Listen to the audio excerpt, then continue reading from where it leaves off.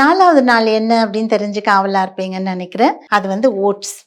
Oats எல்லாருக்கும் suit ஆகும். Skin வந்து ரொம்ப சாஃப்ட்டா இருக்கும். ஒரு நல்ல ஸ்க்ரப் மெட்டீரியல். ஸ்க்ரப் எல்லாம் வாங்கி யூஸ் பண்ணும்போது அதில நெறைய கெமிக்கல்ஸ் இருக்கும். அத அவாய்ட் பண்றதுக்கு நீங்க ஓட்ஸ் எடுத்து கொஞ்சம் பால் ஊத்தி அத அப்படியே கொஞ்ச நேரம் விட்டுருங்க. ஒரு 10 நிமிஷம் விட்டீங்கன்னா நல்லா சாஃப்ட் ஆயிடும். அதுல ஒரே 1 டீஸ்பூன் அளவு தேன் கலந்துக்கோங்க. தேன் கலந்து ஒரு பேக் மாதிரி அப்ளை பண்ணுங்க. கழுத்துலயும், முகத்திலயும். கைகளுக்கு கூட யூஸ் பண்ணலாம். அப்ளை பண்ணிட்டு 10, 15 நிமிஷம் வச்சுட்டு அதுக்கப்புறம் அத வாஷ் பண்ணிட்டு நார்மல் வாட்டர்ல வாஷ் பண்ணி கூல் வாட்டர்ல வாஷ் பண்ணுங்க. ரொம்ப நல்லா இருக்கும். இது வந்து எல்லாருமே யூஸ் பண்ணலாம். ட்ரை ஸ்கின், ஆயிலி ஸ்கின் எல்லாருமே யூஸ் பண்ணலாம் அந்த ஓட்ஸ். ஸோ ஓட்ஸ் இந்த அளவு ஒரு 2, 3 டீஸ்பூன் அளவு தான்.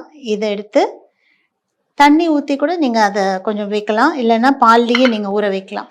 ஸோ கொஞ்சம் பால் எடுத்துக்கோங்க. அதில் வந்து மிக்ஸ் பண்ணுறது கொஞ்சம் தேன். ஸோ ஓட்ஸ், பால், தேன் ரொம்ப சூப்பரான காம்பினேஷன்.